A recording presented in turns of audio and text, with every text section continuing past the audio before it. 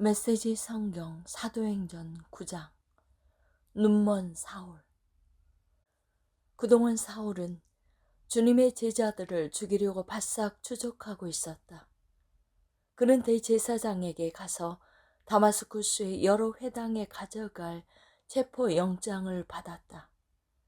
거기서 이 도를 따르는 사람들을 찾으면 남녀를 불문하고 체포해서 예루살렘으로 데려오려는 것이었다. 그는 길을 떠났다.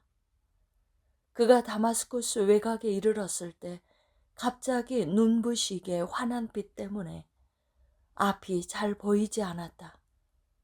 그가 바닥에 쓰러졌는데 한 음성이 들려왔다.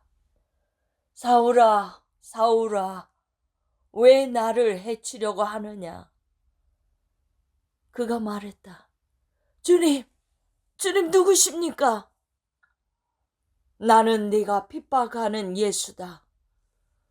너는 일어나 성 안으로 들어가거라.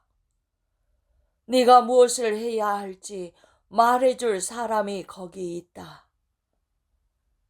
그의 일행은 놀라서 말도 못하고 서 있었다. 그들은 소리는 들었으나 아무도 보지 못했다. 바닥에서 몸을 일으킨 사울은 자신의 눈이 완전히 먼 것을 알았다. 일행이 그의 손을 잡고 다마스쿠스로 데리고 들어갔다. 그는 사흘 동안 눈이 먼 채로 있었다. 그는 아무것도 먹지 못하고 아무것도 마시지 못했다. 다마스쿠스에 아나니아라는 제자가 있었다. 주께서 환상 가운데 그에게 말씀하셨다.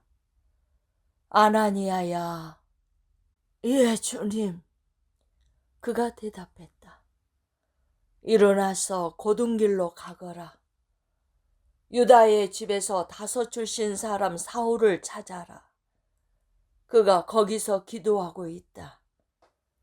그가 방금 아나니아라는 사람이 집에 들어와서 자기에게 안수하여 다시 보게 하는 꿈을 꾸었다. 아나니아가 항의했다.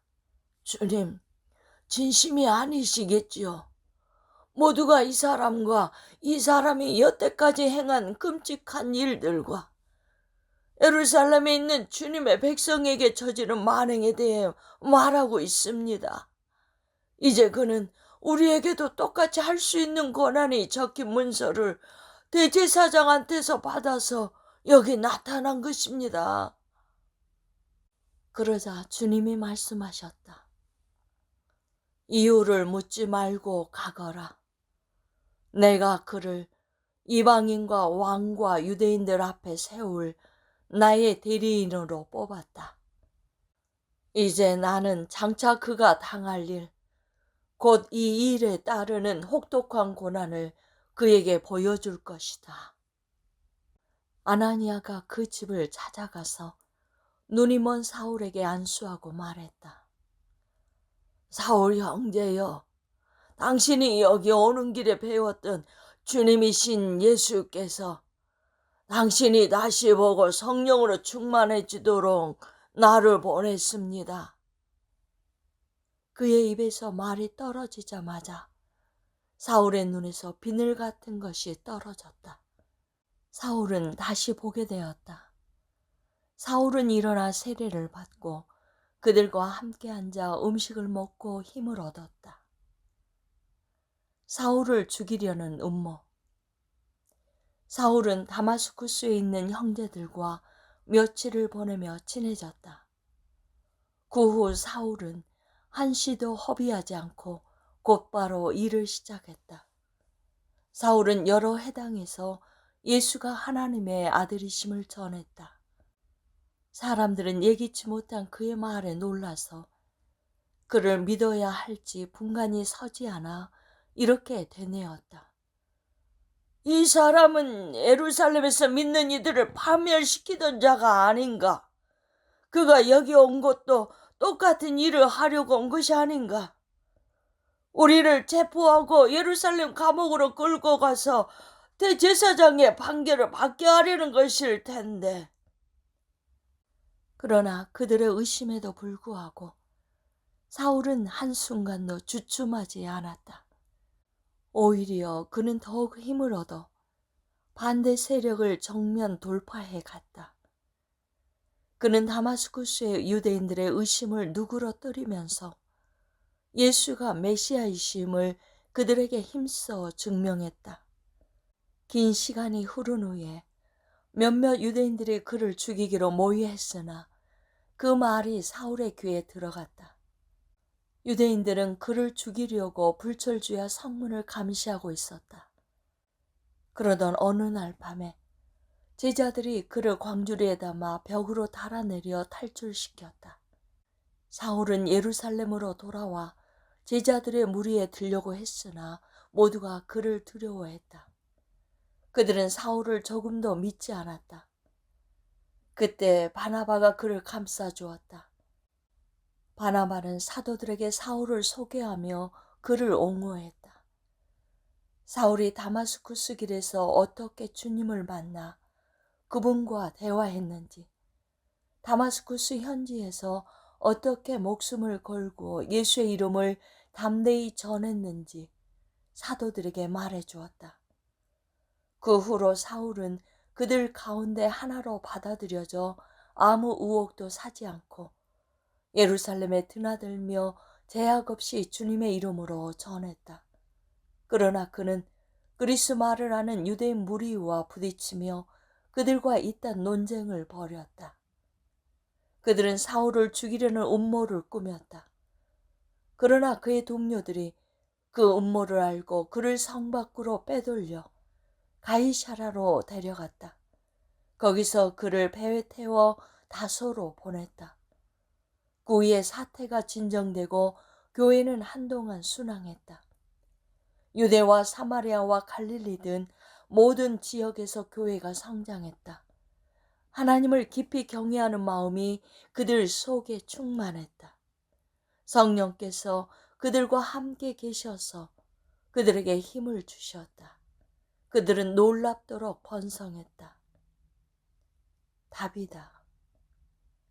베드로가 모든 교회를 방문하는 사명을 가지고 길을 떠났다. 여행 중에 그는 루다에 도착해 그곳에 있는 믿는 사람들을 만났다. 그는 애니아라는 사람과 마주쳤는데 그 사람은 몸이 마비되어 8년째 자리에 누워 있었다. 베드로가 말했다. 애니아야, 예수 그리스도께서 너를 낫게 하신다. 일어나서 자리를 정돈하여라. 그러자 그가 그대로 했다. 자리에서 벌떡 일어난 것이다. 루다와 사론에 사는 모든 사람이 그가 걸어다니는 것을 보고 하나님께서 자기들 가운데 살아 역사하신다는 사실에 눈을 뜨게 되었다. 거기서 조금 떨어진 요바에 다비다라는 제자가 있었는데 그 이름은 도르가 산 양이라는 뜻이다. 그녀의 선행과 구제는 잘 알려져 있었다. 베드로가 그 지역에 있는 동안 그녀가 병이 들어 죽었다. 그녀의 친구들이 장례를 치르려고 시신을 수습해 서늘한 방에 두었다. 마침 베드로가 인근 루다를 방문 중이라는 말을 들은 몇몇 제자들이 그에게 두 사람을 보내어 그들이 있는 곳으로 와줄 수 있는지 물었다. 베드로는 즉시 일어나 그들과 함께 갔다. 그들은 다비다의 시신을 안치해 둔 방으로 그를 안내했다. 대부분 과부인 고인의 옛 친구들이 방 안에서 울고 있었다. 그들은 도르가가 살아있을 때 만들어둔 옷가지들을 베드로에게 보여주었다. 베드로가 과부들을 방에서 내보내고 무릎을 꿇고 기도했다. 그리고 시신에 대고 직접 말했다. 다비다야, 일어나라. 다비다가 눈을 떴다. 그리고 베드로를 보더니 일어나 앉았다. 그는 다비다의 손을 잡아 일으켰다. 그러고는 믿는 사람들과 과부들을 불러들여 살아난 그녀를 보여주었다. 이 일이 요파 전체에 알려지자 많은 사람들이 주님을 믿었다. 베드로는 가죽 가공업을 하는 시몬의 손님으로 요빠에 오랫동안 머물렀다.